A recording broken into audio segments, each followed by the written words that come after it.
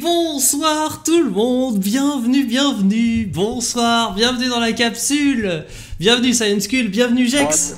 Incroyable, merci Loidan ou Loidan, je ne sais pas comment te remercier, mais merci beaucoup pour ton sub. C'est abonné avec Twitch Prime, incroyable. Salut Babas, salut Solfra, salut Antoine, salut Ezwak et salut Le Geek. J'espère que vous avez apprécié la musique, hein. Chipzel, exceptionnelle musique, la chiptune, j'adore ça, c'est trop cool. Alors on se met debout, hein, comme à notre habitude, attendez, l'appartement, je fais descendre l'appartement tout de suite sous vos yeux ébahis. Incroyable, on est plus en énergie quand on est debout. Voilà, comme ça, je suis plus concentré et on passera à un meilleur moment tous ensemble. On est là pour... Oui, bonsoir, vous m'avez perdu, bonsoir. Bonsoir, salut Terra. Voilà. Alors, vous avez vu que j'ai reçu le t-shirt du Z-Event. Incroyable, trop bien. Bon, je l'ai pas mis parce que j'allais avoir froid. Ses cheveux, ça s'arrange pas, hein, de semaine en semaine. Salut Nico, salut Nicolas. Comment allez-vous? Comment ça va? Est-ce que tout le monde va bien? Écoutez, de mon côté, ça se passe bien. Tout va bien, écoutez, voilà. Commencer un nouvel emploi, ça peut aller. Donc je vérifie ma boîte aux lettres, je dois l'avoir aussi. Ah oui, vérifier. C'est vrai qu'avec le confinement, on n'a plus trop le réflexe de regarder les boîtes aux lettres. Bon et voilà, écoutez, qu'est-ce qui va se passer? Une petite info importante, c'est que la semaine prochaine, il n'y aura pas de capsule à proprement parler. C'est-à-dire qu'il n'y aura pas d'invité. J'avais prévu d'être en vacances la semaine prochaine. Malheureusement, le confinement est passé par là et donc j'ai dû annuler mes plans de vacances. Punaise, je devais aller voir le départ du Vendée Globe. Je suis vraiment méga dégadég. Mais je me demande si je le streamerai pas. J'ai trop envie parce que je suis à fond sur le Vendée Globe. Vous pouvez pas savoir à quel point j'adore cette course et que je trouve ça insane, trop bien, trop cool. Donc j'ai envie de partager ça aussi. Donc on fera peut-être des petits streams autour du Vendée Globe d'ici quelques jours. Mais bien sûr c'est un mal pour un bien. La capsule ne venant pas la semaine prochaine, peut-être que pourquoi pas faire je stream moins en ce moment, mais pourquoi pas faire par exemple une soirée C'est pas sorcier, voilà, peut-être, pourquoi pas, on pourrait se faire la semaine prochaine, mardi 20h, hop, on mate 3 C'est pas sorcier à la suite, et comme ça on rattrape notre retard. Je sais que j'ai beaucoup de retard. Donc voilà, je sais pas trop. Par contre, hein, je vous préviens tout de suite, hein, j'annonce pas tout de suite les invités, mais après la semaine prochaine, dans 2 semaines, et puis au-delà, on a des invités exceptionnels. Hein. Je pense que moi-même, je ne suis pas prêt pour ce qui arrive sur cette chaîne, mais bien sûr que de toute façon, c'est tous les jours exceptionnel, toutes les semaines exceptionnelles, et ça va encore l'être ce soir. J'espère que vous êtes saucés. Bienvenue Flo Lamarck. Bienvenue à toi Florentin. 3 rap de CPS, non je crois qu'on est sur 5 là, hein. On est sur 5, Terra, j'en ai vraiment en retard. Pour CPS sera-t-il enfin livré? Il se pourrait que les CPS soient livrés. Houston. The Eagle has landed, on nous dit merci beaucoup Jus, bienvenue tout le monde. Bienvenue, merci pour le raid. Salut à tous, salut Flo. Qu'est-ce que je voulais dire? J'ai de quoi de commander 2 CPS, hein, mais au secours. Salut Taox, bienvenue tout le monde. Bon, et bien écoutez, je refais l'intro hein, pour celles et ceux qui viennent du stream de Jus. On est là ce soir pour une émission qui s'appelle La Capsule, qui a lieu tous les mardis soirs à 20h, et je suis votre humble serviteur, dans laquelle j'invite des gens qui travaillent ou qui étudient dans le milieu spatial. Salut Tom. Et ce soir d'ailleurs, une émission exceptionnelle. La semaine dernière, on a eu un scientifique, Didier Barré, PI d'un instrument scientifique, qui va voler sur une mission exceptionnelle qui s'appelle Athéna. Je vous invite à regarder le replay si vous êtes curieux. Et aujourd'hui, on part complètement à l'opposé. Ça aussi que j'aime bien avec cette émission, c'est de pouvoir inviter des gens qui font différentes choses, toujours en rapport avec le spatial, pour pouvoir vous montrer que vous, peu importe votre domaine d'expertise, peu importe votre âge, vous pouvez vous impliquer dans ces sujets-là. Et encore plus aujourd'hui, parce que je sais que il y a beaucoup d'entre vous qui êtes étudiants.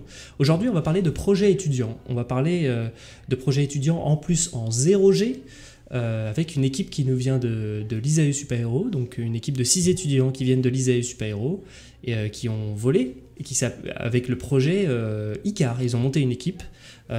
Et voilà, ils vont nous parler de ce projet, de ce que c'est que de mener un projet en équipe sur leur temps libre, et bien sûr de voler en 0G.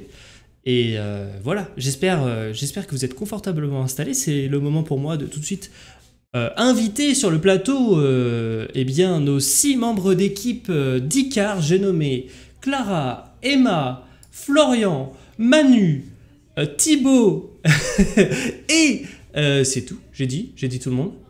Florian, Clara, Thibaut, Emma, Anthony, bien sûr. Bonsoir tout le monde, bienvenue. Est-ce que vous m'entendez? Vous pouvez vous démute sur Skype. Bonsoir, oui, on t'entend. Salut. Très bien. Bonsoir. Salut.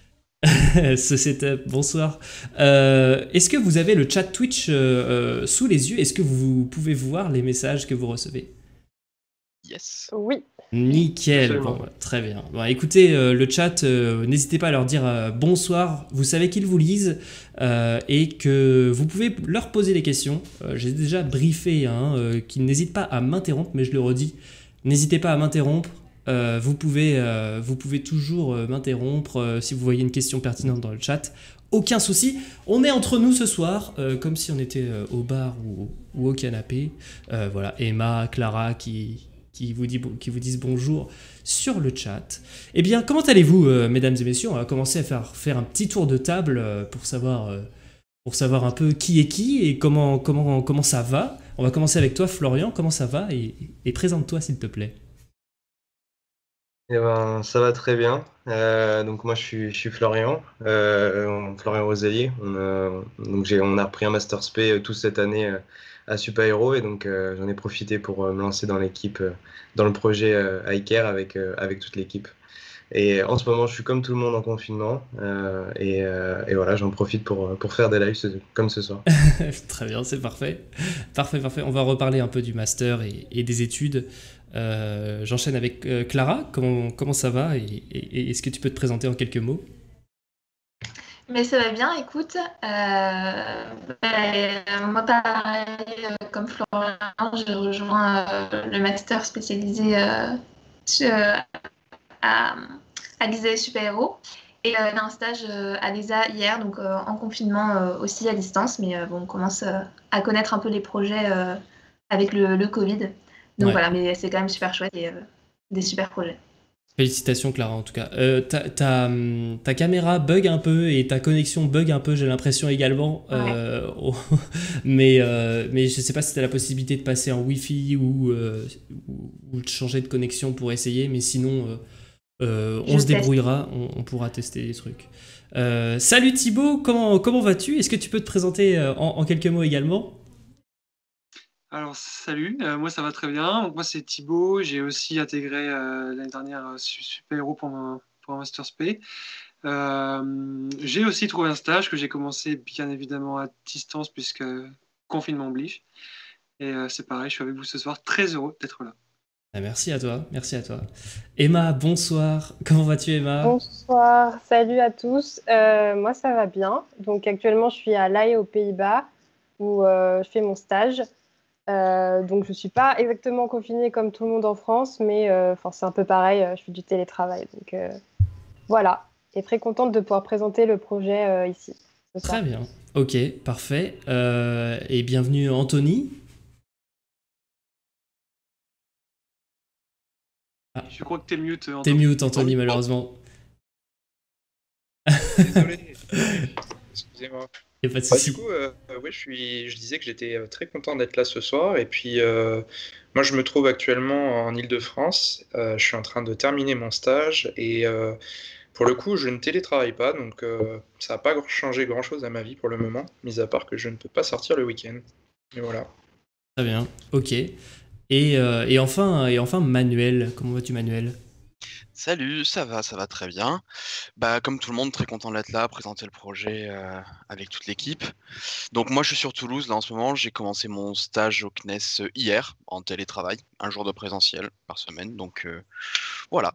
Très bien, bah, félicitations, hein. Je vois que vous êtes tous et tous bien occupés. On a beaucoup de choses à se dire ce soir. On va parler du projet évidemment, on va parler du vol en 0G, on va parler aussi de ce que ça veut dire que de mener un projet étudiant sur son temps libre. Je pense qu'on peut directement partir sur la présentation. On avait déjà réfléchi à un plan pour aborder ces thèmes-là avec une certaine chronologie. Si on peut commencer à parler, donc présenter le projet dans les grandes lignes peut-être, pour remettre un peu de contexte pour les gens qui nous suivent ce soir. Est-ce que par exemple Clara, tu veux commencer par ça? Je crois que t'es mute, Clara. Je t'entends plus. Allô? Ah ouais, je t'ai mis. Pas de C'est souci. mieux là? N'hésitez pas à garder le micro ouvert si jamais. Ouais, c'était pour le changement de coach, je m'étais mutée. Du coup, le projet, c'est iCare. Donc, c'est un projet qu'on a monté dans le cadre du concours Parabole du CNES. Donc, c'est des concours qui existent chaque année et qui permettent à des étudiants, mais aussi à des lycéens, de réaliser des vols en 0G.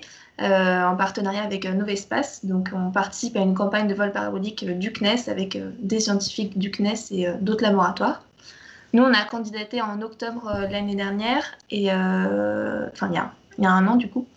Et on a été sélectionné en janvier. On a eu la chance d'être sélectionné avec 2 autres équipes étudiantes. Et du coup, on a pu monter notre projet pendant toute l'année scolaire et on a volé il y a à peu près un mois.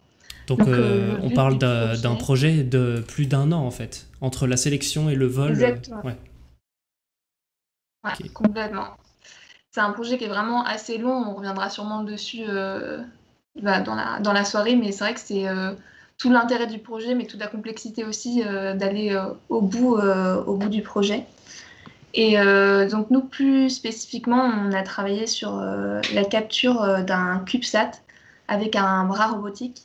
Donc en fait, le but, c'était d'étudier plusieurs choses. La première, le mouvement d'un CubeSat en rotation quand il est en free floating. Et la seconde, d'essayer de capturer ce CubeSat avec un bras robotique. Donc on expliquera les détails un peu plus tard, mais là sur l'image, on peut voir... Donc sur notre logo, on peut voir donc, le CubeSat, le bras robotique et puis les petites 6 étoiles qui représentent toute l'équipe qu'on est ce soir. Avec la parabole et l'avion au milieu. Exactement. Exact. Qui est-ce qui a fait le logo?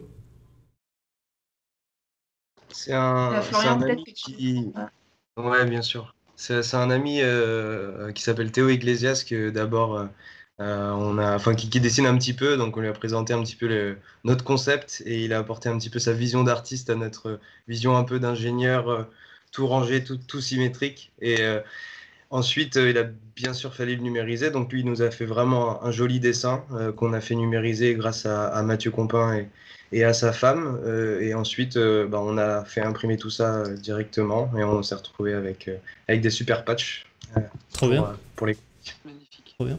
Je vais essayer de vous faire parler un peu toutes et tous pour distribuer un peu la parole. N'hésitez pas, hein, si vous vous sentez lésé dans la discussion, à dire et moi. Je vais donner la parole à Thibaut peut-être pour parler un peu de l'objectif. Si je comprends bien, ce bras robotique pour des CubeSats, ça avait un objectif de trouver une solution technique à réduire les débris en orbite basse, c'est ça? Oui, c'est exactement ça. Je sais pas, peut-être on a un visuel, peut-être la slide 6. Ah pardon, je vais fait, trop vite en besogne. Ah oui, Non, il n'y a excusez-moi. aucun souci. Effectivement, ça a été une partie de la genèse du projet, en fait, qui a été on est parti d'un constat simple qui était qu'on voulait prendre soin de l'orbite basse, puisqu'on sait que de plus en plus, ça va être de plus en plus compliqué de pouvoir envoyer, de pouvoir accéder à cette orbite basse et puis après évidemment aux autres orbites. Donc ça nous a tenu à cœur très très tôt en fait de pouvoir agir, de pouvoir protéger cette orbite basse. Donc en lien certainement avec le projet Parabole, on s'est dit comment est-ce qu'on pourrait créer ça. On en a bien discuté ensemble et puis on s'est dit comment on pourrait faire pour aider, tout simplement. Ok. Et on en est arrivé là. Il y a aussi une autre phase qui est peut-être un peu moins scientifique, et peut-être que là je peux donner la parole à quelqu'un d'autre, qui a été en fait, tout est parti d'une réunion. Alors, je sais pas qui veut parler de ça. Je sais pas, par exemple. Je vais prendre le relais. Vas-y. J'imagine que tu parles de la slide d'avant, Thibaut. Exactement, oui, tout à fait. Donc en fait sur la slide d'avant on voit des gens autour d'un barbecue. En fait tout est parti d'un repas, d'un barbecue qu'on a fait avec les anciens de notre promo en fait, vu qu'on est 5 indiens du même master, désolé Flo. Et en gros on a fait une réunion avec les anciens, on avait un peu discuté, on discutait des expériences qu'on pouvait faire en 0G, qu'est-ce qui serait marrant de tester. En gros c'était une discussion très légère comme ça. Il faut savoir que le jour même ou la veille, je sais plus trop, on avait reçu un mail de notre directrice de master qui nous avait informé que les candidatures allaient ouvrir pour les projets 0G du CNES donc. Et on s'était dit mais ce serait sympa de postuler et d'essayer de faire quelque chose en 0G, et puis tout est parti de là en fait. C'est parti de quelque chose de très informel et on en est arrivé à voler il y a à peine moins d'un mois donc. Et pour remettre un peu de contexte, Emma, peut-être que tu peux préciser aussi, et je pense qu'on peut venir encore à la slide précédente. En fait, vous avez réussi à constituer une équipe, mais de base, vous étiez peut-être même pas dans la même promo, parce qu'on rappelle, à Super Hero, il y a différents masters spécialisés. Comment est-ce que vous vous êtes connus et comment est-ce que cette équipe s'est formée ? Exactement, du coup, on peut voir que là, en fait, on vient d'écoles différentes et dans tous les coins de la France, finalement. Et on s'est tous retrouvés à Super Hero pour cette année de Master Spé. Et en fait, Thibaut, Anthony, Manu, Clara et moi, on a été dans le même master spécialisé, le TAS Astro. Et donc, on a commencé un peu à parler entre nous. On s'est dit qu'on avait envie de faire un projet cette année étudiant, parce que je pense que pour tout le monde, c'est un peu la dernière année d'études, quoi, finalement. Et donc, on en a discuté. Et Clara connaissait Florian de son stage au CNES, qu'elle avait fait l'été passé. Et donc, elle nous a dit, est-ce que Florian peut rejoindre l'équipe ? Et on a tous accepté. On s'est dit, on sera plus pour ce projet. Et on a tous vraiment des compétences différentes et je pense qu'on a tous apporté quelque chose. Ouais, on l'a adopté. Et je pense qu'on a tous pu apporter, avec notre background, des compétences différentes au projet. Et on le voit dans la slide d'après sur l'équipe. Anthony, est-ce que tu peux nous dire un mot sur comment est-ce que vous êtes répartis les rôles au sein de l'équipe et pourquoi telle ou telle personne a choisi tel ou tel projet ? Oui, alors effectivement, on peut parler de ça. En fait, on a été tous assez pluridisciplinaires tout de même quand même sur le projet. Tout le monde a touché un peu à tout, et ça c'est vraiment super.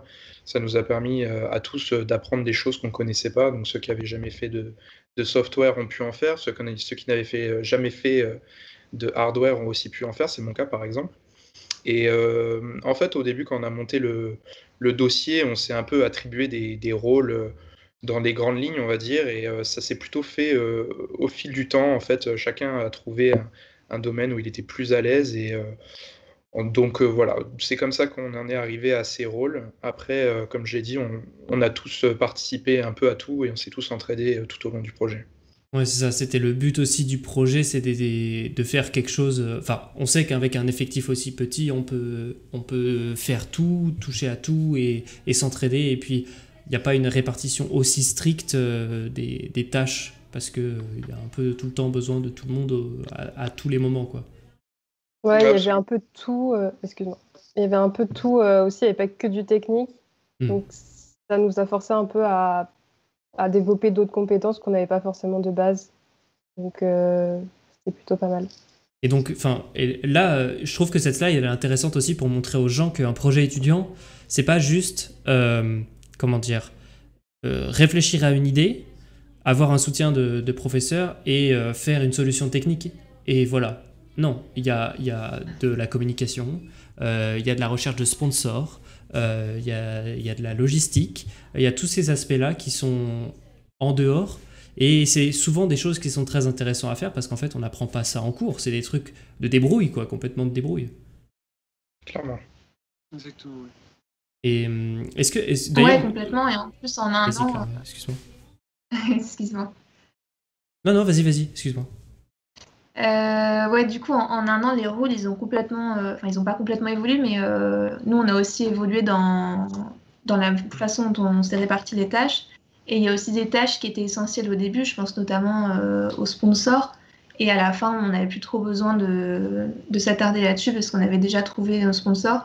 Du coup, il a fallu se retrouver une autre place, etc. Donc ça a été aussi un travail dans l'équipe de trouver le rôle qu'on voulait avoir et en fonction des différents moments du projet, puisqu'on est passé par plein de phases différentes.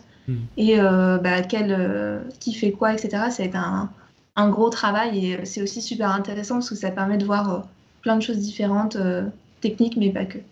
D'ailleurs, Florian, sur ces aspects de sponsor, est-ce que tu peux nous en dire plus? Pourquoi est-ce qu'il y avait un besoin de sponsor déjà et quels étaient vos sponsors? Alors, pourquoi il y avait un besoin de sponsor? Parce qu'on avait pour objectif de tout faire par nous-mêmes et de pas forcément acheter. Donc déjà, acheter, je veux dire, des produits finis, que ce soit pour les différents sous-systèmes qu'on avait. Donc il y avait un besoin déjà pour acheter du matériel électronique et qu'on en parlait tout à l'heure pour la logistique, prévoir la campagne, etc. Donc à savoir que quand on a fait la recherche de sponsors, c'était surtout ça qui allait dimensionner le reste du projet et ce dont on allait avoir besoin et ce qu'on allait acquérir. Donc nos sponsors ont été rapidement, en fait on a eu la chance de se faire supporter très rapidement par l'ISAE Super-Héros qui nous a apporté son soutien financier et aussi au niveau des locaux parce qu'on a travaillé à l'InnoSpace pendant plus des 3/4 du projet. InnoSpace, c'est un Fab Lab, c'est ça? C'est ça, ouais. On a des photos juste après pour ça. Ouais. Après, on a également postulé à la fondation, Fondation Super-Héros également pour un projet étudiant porté par différents étudiants sur des différents domaines. Donc là, on a eu la chance aussi d'être pris et d'avoir été nommé lauréat. Donc c'est la photo qu'on voyait juste avant. Et suite à ça, on s'est fait aussi contacter parallèlement par l'INSA Rouen. Pour être sponsor, donc pareil, soutien financier. Donc toute cette enveloppe, c'est à partir de ça en fait qu'on a dimensionné tout le projet, donc sachant qu'il fallait s'y tenir jusqu'à la fin. Et donc ça a été très intéressant disons au début du projet, de mettre en parallèle le dimensionnement du projet, vraiment la partie design et comment on allait le réaliser et avec quels moyens. Donc ça, c'était assez intéressant, cette partie-là. Et la sélection du CNES, c'est-à-dire quand vous avez été sélectionné pour faire partie du vol 0G, ça vient avec zéro financement. Vous avez juste le droit de monter dans l'avion, en gros. C'est exactement ça, oui. En fait, pour être sélectionné, il faut prouver au CNES qu'on va pouvoir avoir les moyens financiers de réaliser le projet sans aucun financement qui vient de nous 6, en fait. D'accord, ok. C'est d'ailleurs là que Super-Héros a été d'une grande aide, puisque ça a été les premiers à nous donner les fonds. Et c'est ACC, je pense, qui a aussi appuyé le fait que le projet était bien et on avait une preuve que le financement serait là. Et donc, oui, donc vous deviez apporter une preuve de financement déjà avant de postuler au projet du CNES. C'est exactement ça, oui. D'accord, ok. Mathieu Compin est dans le chat, il vous salue. Salut Mathieu. Salut Mathieu. Salut Mathieu. Salut Mathieu. Et oui, du coup, juste pour revenir sur le CNES, en fait, eux, ce qu'ils apportent, c'est déjà la campagne, qui est... c'est pas rien du tout. Et en plus, donc, ce qui nous finance, c'est toutes les dépenses qu'on fait sur place quand on va dans les locaux de Novespace. D'accord. Donc ça, on reviendra plus tard là-dessus, mais on y est allé à 2 reprises. Donc une fois en janvier et une fois pendant la campagne. Et donc, eux, ils nous soutiennent financièrement sur ces dépenses-là. Mais après, sinon, tout ce qui est la partie technique, c'est à nous de trouver un moyen de financement. Ok, très bien. Très très bien. Voilà. Et on peut passer à la slide suivante. J'ai vu que, que vous aviez mis une grosse, belle photo de l'avion 0G. Qu'est-ce que vous vouliez détailler sur cette slide? C'était votre première venue à Novespace, c'est ça? C'est ça. Je pense que cette photo, alors je sais pas si elle date de janvier honnêtement ou d'octobre, mais oui, c'est l'avion dans lequel on a volé. Donc pour l'anecdote, c'est l'ancien avion de Angela Merkel. C'est l'ancien avion présidentiel d'Angela Merkel, qui s'appelle Billy Bob, je crois, de mémoire. Et c'est un A310 Airbus. Il n'y a rien qui a été modifié. C'est la configuration standard. Il y a juste le plan de maintenance qui a évolué. Et toute la cabine intérieure, évidemment.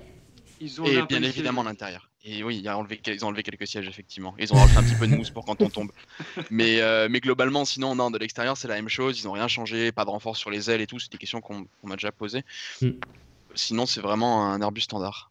Très bien, d'accord. Alors je vois que Anthony vient de se faire ban pendant 5 secondes pour avoir posté un lien.